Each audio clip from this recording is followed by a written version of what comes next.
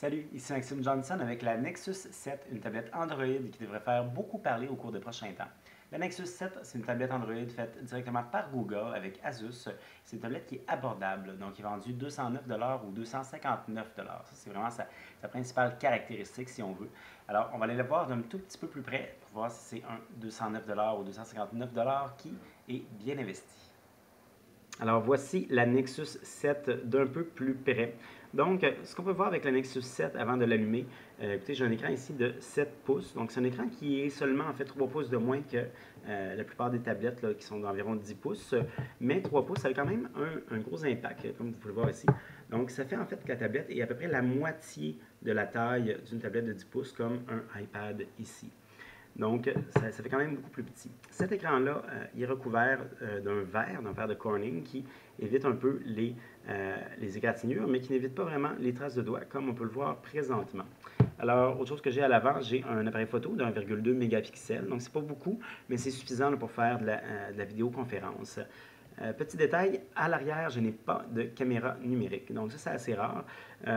C'est une façon pour Google d'économiser, de permettre de vendre sa tablette à 200-250 moi, personnellement, je trouve pas ça très grave parce qu'en fait, j'ai toujours trouvé que ça avait l'air un peu absurde de prendre des photos comme ça avec une grosse tablette, donc ça ne me dérange pas. Autre chose qu'on voit, j'ai ici un haut-parleur que j'ai trouvé quand même d'une bonne qualité. Je trouve que c'est vraiment, donc le son est assez fort et aussi d'une qualité très acceptable. Pardon. On a deux microphones, un ici et un ici. Donc, on peut s'en servir justement, comme je disais, pour la vidéoconférence, entre autres. On a une prise ici pour les écouteurs et on a une prise USB. Donc, la prise USB, c'est une prise USB, micro USB toute simple qui permet de recharger son appareil ou encore de le brancher à un ordinateur. Ceci dit, ça ne permet pas de le brancher à un téléviseur. Donc, ce que vous allez voir sur votre écran, il est vraiment pris sur cet écran-là. Vous ne pouvez pas faire de miroir là, avec sur un écran ou avec un projecteur directement, du moins pas par cette prise-là. Alors, on a aussi un port ici pour accessoires. Présentement, il n'y a pas vraiment d'accessoires qui s'en sert, en tout cas pas à ma connaissance. J'imagine qu'avec le temps, peut-être des accessoires vont plus puissants, vont être développés pour pouvoir en profiter. Alors sinon, ben, écoutez, tout simplement ce qu'on a, c'est le bouton pour allumer et pour le volume ici. La finition ici, c'est en plastique, mais c'est un plastique caoutchouté avec une certaine texture, donc c'est tout des petits points. C'est assez, je dirais, la mode présentement. Là. Il y a beaucoup d'appareils qui utilisent ce genre de finition-là. Et on a le gros logo Nexus. Donc, c'est assez léger, c'est 340 grammes, c'est assez mince aussi, après une dizaine de millimètres. Donc, c'est vraiment pas la tablette la plus mince sur le marché, mais à cause du format, écoutez, on la sent pas on ne la sent pas grosse du tout. Donc, c'est vraiment très confortable entre les mains. Ça donne en fait l'impression d'être beaucoup plus de qualité que seulement 200 Alors, je vais allumer l'écran. Donc, ce qu'on voit ici, c'est l'écran d'accueil de Android 4.1 Jelly Bean. Alors, l'écran, c'est un écran avec quand même c'est quand même une bonne technologie d'écran. Donc, c'est une résolution de 1280 pixels par 800 pixels. Donc, c'est un petit peu plus qu'une résolution HD. C'est un écran qui utilise la technologie IPS. Donc, on a vraiment des bons angles pour voir. Ceci dit, bon, est-ce que vous regardez, vous, votre tablette sur le côté comme ça? Je ne sais pas moi, mais bon, peut-être que si vous regardez un film à deux et vous avez l'appareil entre les deux, donc ça pourrait être intéressant. J'en de film, écoutez, pendant que j'y pense, vous aurez l'occasion d'en tester un parce que la tablette est offerte avec le film Transformer Dark Side of the Moon. Alors, écoutez, je ne vous vendrai pas le punch du film. En fait, je me suis donné après 5 minutes, mais donc, si vous le voulez, il est là.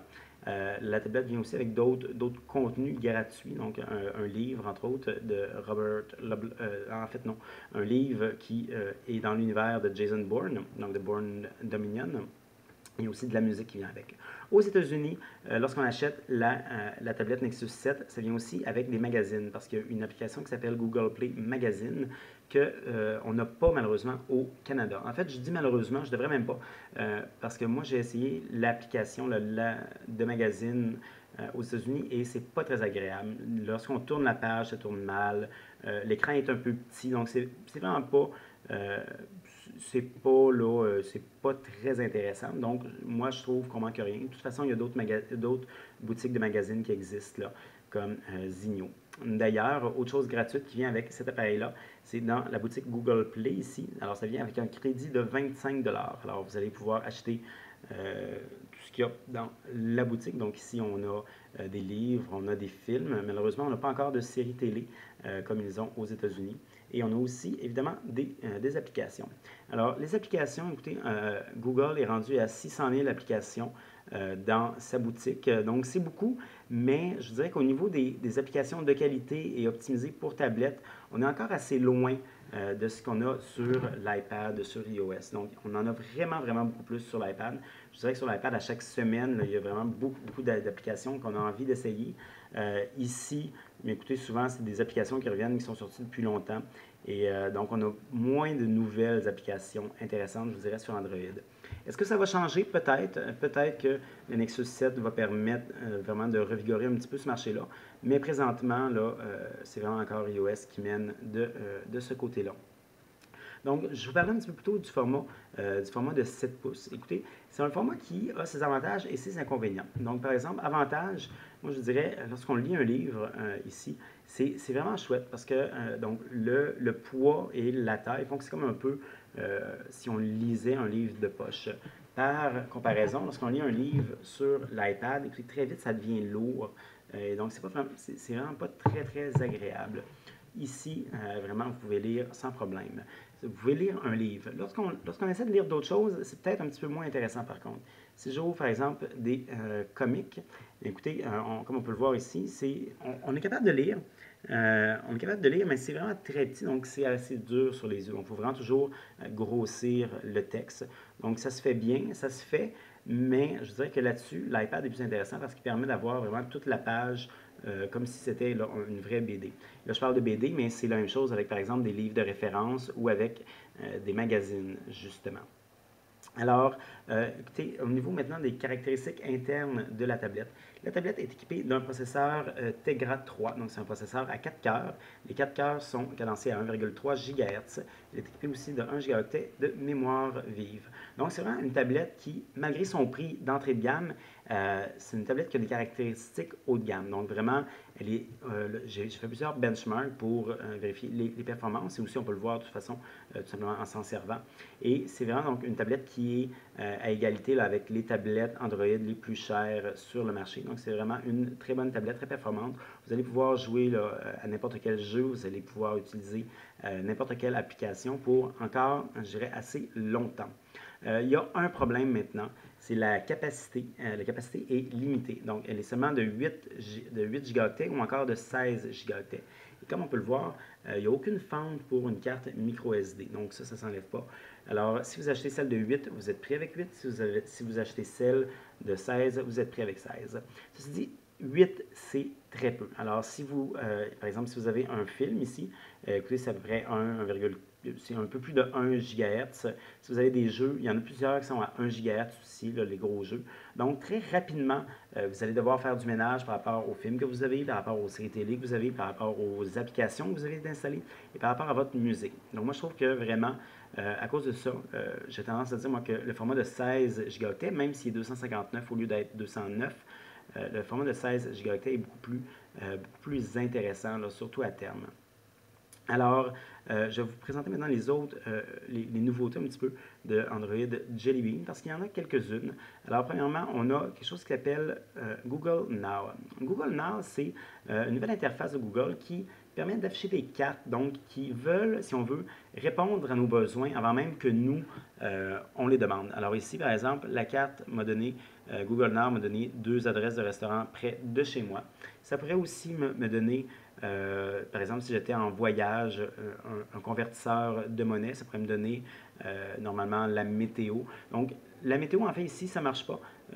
Quand j'étais aux États-Unis, ça marchait. Donc là, ici, c'est pas encore, c'est pas encore activé pour le Canada, malheureusement. Donc, je dirais que je trouvais, moi personnellement, qu'aux États-Unis, Google Now était une nouveauté intéressante, mais qui n'était pas encore très utile. Et j'ai tendance à vous dire qu'au Canada, donc, c'est encore pire. Alors, Google Now, écoutez, c'est là. Peut-être qu'éventuellement, ça va servir. Pour l'instant, au moment où vous allez acheter la tablette, on peut faire un peu comme si ce n'était pas là. Alors, on a aussi la reconnaissance vocale. La reconnaissance vocale a été beaucoup améliorée. En anglais, on peut faire des recherches et demander des choses comme qui sont les acteurs du film Omerta. En français, ce genre de questions-là, ça ne marche pas vraiment. Donc, ce qu'on peut faire, c'est tout simplement faire une recherche. Euh, alors là, ça l'a pas pensé que je disais la connerie comme tu le sens en vacances, film en français, j'arrive dans l'heure 20. Bon. Canadien de Montréal. Donc, on peut faire la recherche comme ça, vocale. Ça marche quand même. Je vous dirais que la recherche a été améliorée, mais donc, encore là, les fonctions pour faire des choses en français, du moins, c'est encore limité. Donc, c'est beaucoup mieux en anglais de ce côté-là. Mais dans tous les cas, je trouve que ça reste un petit peu, si on veut, une curiosité. Les widgets ont été améliorés avec Jelly Bean. Donc, pour les déplacer, par exemple, vous voyez ici, si je déplace, alors tout s'arrange en fonction de ce que je déplace. Alors ça, ce n'était pas le cas avant, ce qui faisait que c'était vraiment très long placer ces widgets. Donc ça, c'est vraiment, je trouve, une belle amélioration. Il y a aussi des petites nouveautés au niveau de l'interface. Je pense, entre autres, ici, regardez, j'ai une capture d'écran et là, je peux jouer avec les informations qui sont affichées. Donc ici, je peux voir ma photo.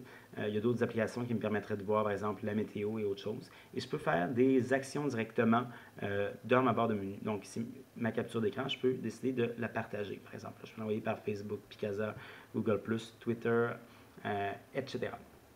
Alors, écoutez, c'est quoi les autres choses que je voulais vous parler avec cette tablette-là? Écoutez, l'autonomie, Google annonce une autonomie de 8 heures. Je vous dirais que c'est assez difficile donc à évaluer c'est quoi vraiment l'autonomie d'une tablette, parce que ça change beaucoup selon l'utilisation qu'on en fait.